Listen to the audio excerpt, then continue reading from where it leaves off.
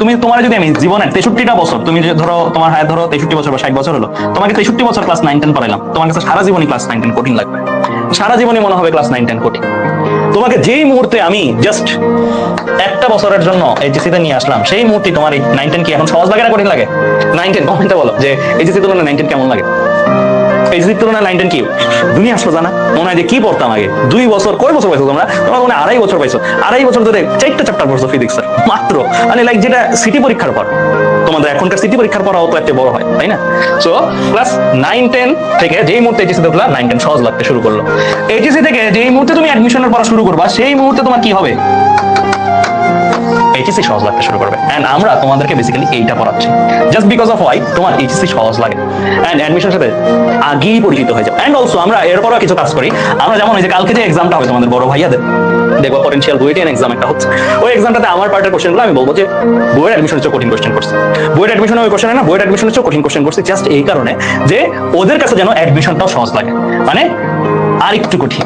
এটা শুধু আমরা না, এটা বিভিন্ন কোচিং সেন্টার বা সব জায়গায় এই জিনিসটা প্র্যাকটিস করা হয় যে আর একটু কঠিন করানো হয়। ধরো অ্যাডমিশনে আসবে 1, তোমার আমরা করাবো 3, লেভেল 1 আসবে অ্যাডমিশনে, আর সরি আমি একটু কম্পারিজন দিই, ধরো এটা তোমার লেভেল 1, গেমের লেভেল থাকে না লেভেল 1, এটা ধরো তোমার লেভেল 5, হ্যাঁ, আর অ্যাডমিশনে ধরো তোমার আসছে লেভেল 8, আমরা তোমাদের করাবো লেভেল 10। এন্ড এই লেভেল 10 করে তোমার লেভেল 8টা যেন সহজ লাগে এন্ড লেভেল 5টা সহজ লাগবে। সো এইটা হচ্ছে তোমার কি মানে স্ট্র্যাটেজি লাইফে। তোমার ধরো খুবই বোরিং লাগতেছে, টাফ লাগছে, তুমি লাইফটাকে একটু কঠিন বানাও, দেখবো যে আগের লাইফটা অনেক মজার লাইফ ছিল।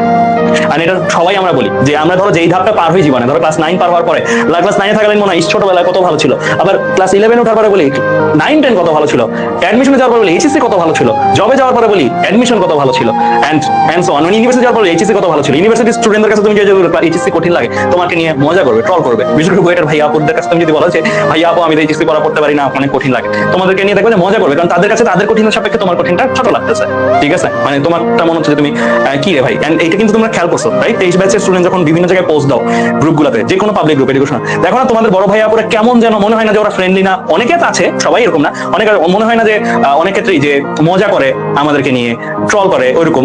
তো এটা কিন্তু তারাও যখন ইউনিভার্সিটি, তারাও কিন্তু ইউনিভার্সিটির 4th ইয়ারের ভাইয়ের কাছে ফার্স্ট ইয়ার, আর ফার্স্ট ইয়ার পরে এরকম করতেছে, এটা একটা চলমান প্রসেস। হ্যাঁ, সো এই চলমান প্রসেসে বেসিক্যালি তোমার যেটা করতে হবে সেটা হচ্ছে তুমি তোমার লেভেল থেকে একটু ভলিউম বাড়াই দিবা, মানে তুমি যেই ভলিউমে শুনতা সেই ভলিউমে একটু ভলিউমটা বাড়াই দিবা, তাহলে তোমার আগের ভলিউমটা আরো প্লিজেন্ট, আরো সুন্দর লাগবে আগের লেভেলটা, ঠিক আছে?